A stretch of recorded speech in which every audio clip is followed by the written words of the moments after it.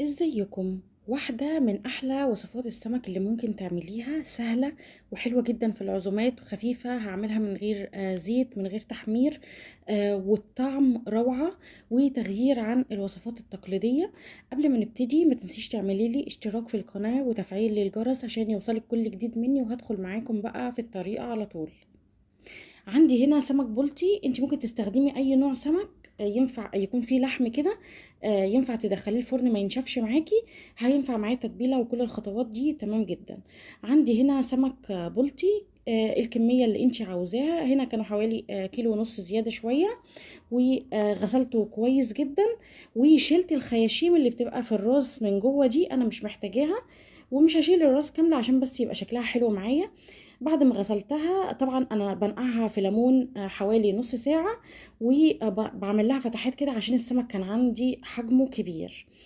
التتبيلة بقى الخطيرة بتاعتنا، عندي هنا على كمية السمك دي هحتاج قرنين من الفلفل الرومي، قرن من الفلفل الحراق، جزراية صغيرة، ونص راس توم متقشرة. راس التوم تكون حجمها وسط، فمش عايزة اكتر من كده. هبتدي اضربهم في الكبة عندي او في المطحنة بتاعة الخلاط.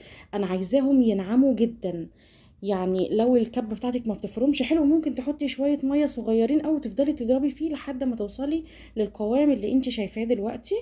انا عايزاهم ناعمين قوي. تمام كده، انا ضربت فيهم شوية حلوين يعني. هبتدي احط بقى البهارات بتاعتي اللي هتديني طعم مميز قوي للسمك.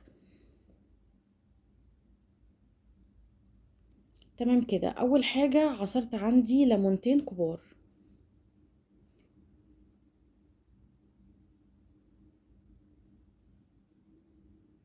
معلقة صغيرة مليانة من البابريكا، ونص معلقة صغيرة حلوة كده من الكمون، معلقة صغيرة مليانة من الكزبرة، وربع أقل من ربع المعلقة من القرفة. ما تكتريش قرفة عشان طعمها بيضغى قوي، أنا عايزاها تديني طعم كويس بس في نفس الوقت ما يبقاش غالب على باقي البهارات اللي أنا حطيتها. وطبعا حطيت شوية من الملح. هقلبهم كويس جدا، والتتبيلة دي خطيرة. التتبيلة دي تستخدميها مش لسمك داخل في الفرن بس، أي نوع سمك عندك استخدمي التتبيلة دي، طعمها حلو جدا. طبعا بعد ما حطينا الملح لازم تدوقي طعمها، لو محتاجه ملح بتحطيه. جبت السمك بتاعي، هبتدي احط بقى من التتبيله دي في قلب السمك. وشوفوا انا شايله الخياشيم، ملهاش لازمه خالص غير ان هي شكلها مش لطيف.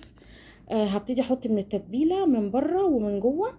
ومن بره في الفتحات اللي انا عملتها دي هبتدي ادخل التتبيله فيها كده عشان السمكه معايا تتبل ويكون طعمها حلو. عملت كل السمك اللي عندي بنفس الطريقة، وهسيبه شوية، مش أقل من نص ساعة، متبلاه من بره وجوه. مش أقل من نص ساعة عشان السمك نفسه طعمه يتبل. ركنت طبعا السمك بتاعي على جنب، جبت الصينية بتاعتي اللي انا هدخلها الفرن. معايا هنا بصلة كبيرة متقطعة جوانح صغيرة، وطماطمية كبيرة، طماطمية كبيرة، وقرن فلفل كبير. تقدري تستغني عن الكلام ده كله، بس انا حبيت اعمل فرش تحت السمك عشان السمك عندي ما يتحرقش. هي مش اساسي، انا اصلا هعمله مشوي. فحطيت عندي باقي التتبيله ومعلقتين كبار من الزيت على التتبيله نفسها، مش على السمك، على التتبيله دي. السمك نفسه انا عاملاه ناشف. البهارات او التتبيله بتاعت السمك انا ما حطيتش فيها ولا نقطه زيت. تمام كده، قلبتهم كويس قوي مع بعض، وفردتهم في الصينيه عندي. وهبتدي ارص السمك بتاعي فوق الفرش ده. وانا مشغله الفرن درجه حراره اعلى درجه حراره عندك. اول رف عندك بعد الصاجه هبتدي ادخل الفرن، بياخد من 20 ل 25 دقيقة على حسب حجم السمك بتاعك. وبيكون استوى. طبعا بتلاقي الفتحات اللي احنا عملناها دي يعني بعدت عن بعض كده، والسمك لونه بان من جوه ان هو استوى. طبعا انت بتغطي الصينيه. وبعد كده بعد المده دي بتبتدي يعني تشغلي الشوايه، هياخد معاكي اللون الاخير بتاعنا ده لو ما كانش خد لون يعني. هبتدي اعمل بقى الرز بتاعي. شويه صغيرين من الزيت، حطيت بصلايه مبشوره متوسطه الحجم كده. هبتدي اقلب فيها على النار لحد ما ياخد معايا اللون اللي انت شايفاه ده. انا ما بحبش احرق البصل ولا ازود لونه عن كده، لانه بيتعب القولون جدا. هو بيديني اللون اللي انا عاوزاه من غير ما احرقه. نزلت بقى بالميه بتاعتي قبل ما انزل من الرز. ليه بعمل الموضوع ده؟ انا بحط البهارات بتاعتي في قلب الميه واسيبها تغلي على النار غلوتين، بتلاقي اللون بتاع البصل مع البهارات بيديك اللون البني اللي احنا بنبقى عايزينه للرز. حطيت معلقتين كبار من الصويا صوص، طبعا انا حاطه معلقه كبيره بابريكا، شويه من الكمون وشويه صغيرين خالص من القرفه، نفس البهارات اللي انا كنت حطاها على السمك، وطبعا الملح بتاعنا.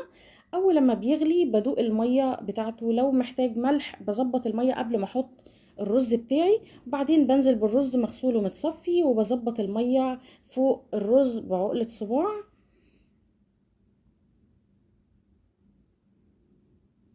ما تكتريش ميه عشان ما يعجنش معاكي، وسبته يغلي لحد ما اتشرب جزء من الميه، ابتدى الرز عندي يبان، ووطيت عليه درجه الحراره على الاخر زي الشمعه، وغطيته وسبته يستوي مع نفسه. بياخد حوالي ربع ساعه. هنا كان السمك عندي طلع، خد لون السمك، ريحته جميله جدا، طعمه تحفه.